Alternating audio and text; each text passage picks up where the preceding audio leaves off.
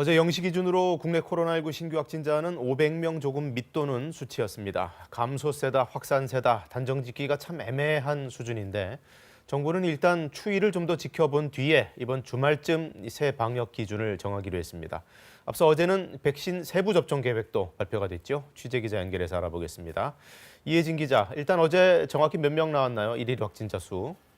네, 질병관리청 중앙방역대책본부는 어제 0시 기준으로 코로나19 신규 확진자는 497명으로 집계됐다고 밝혔습니다. 국내 발생이 479명, 해외 유입이 18명입니다. 국내 발생 사례를 지역별로 살펴보면 서울이 102명, 경기 116명, 부산 53명이고 광주 44명, 경북 43명 등입니다. 위중증 환자는 251명이고 누적 사망자는 8명이 늘어난 1,386명으로 집계됐습니다. 지난 주말 대전에서 시작된 IM 선교외발 집단 감염이 전국으로 확산될 조짐을 보이면서 유사 시설에 대한 일제 점검이 진행되고 있는데요. 정부는 해당 시설들에서 자진 신고와 진단 검사에 즉각 응해줄 것을 당부했습니다. 새로운 방역 기준 발표 일정은 당초 예정보다 조금 미뤄지게 된 거죠. 네, 그렇습니다. 정부는 2월부터 새롭게 적용할 거리두기와 방역 기준의 발표를 이번 주말로 늦추기로 했습니다.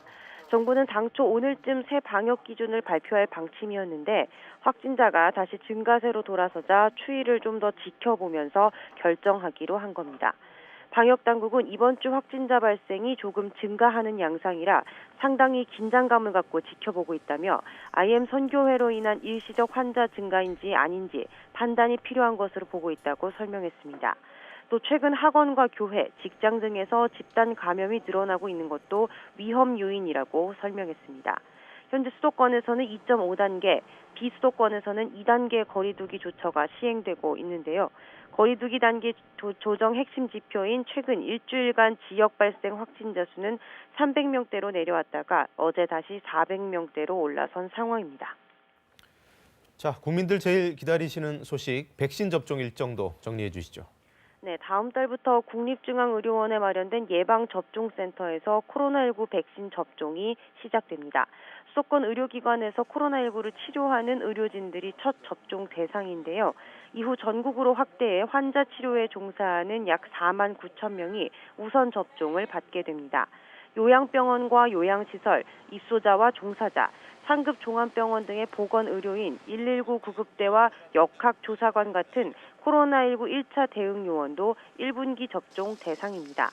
2분기부터는 65세 이상 고령층과 노인, 장애인 이용시설 등 취약시설 입소자와 종사자, 의원, 치과, 약국 종사자 등에 대한 접종도 이뤄집니다. 하반기에는 접종 대상이 전 국민으로 확대되는데요. 3분기에는 만성질환자와 64세 이하 일반 성인도 접종을 받을 수 있습니다. 정부는 이 같은 계획에 따라 3분기까지 전 국민의 1차 접종을 완료하고 11월 집단 면역 형성을 목표로 하고 있습니다.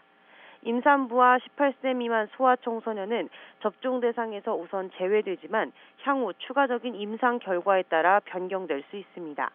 여러 종류의 백신이 차례로 공급되는 상황에서 혼란을 최소화하기 위해 접종 시 백신을 선택할 수는 없도록 했습니다. 지금까지 KBS 뉴스 이혜진입니다.